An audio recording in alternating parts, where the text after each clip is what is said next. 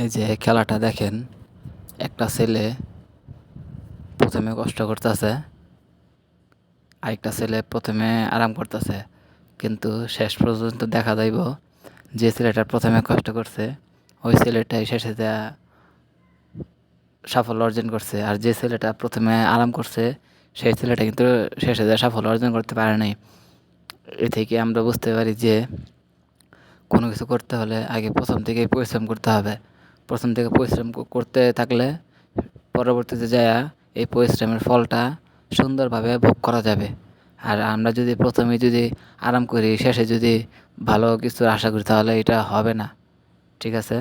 তো আমরা সবাই চেষ্টা করব কোনো কিছু করতে হলে আগে কষ্ট করব, পরবর্তীতে আমরা ভালো একটা ফল পাবো। ধন্যবাদ।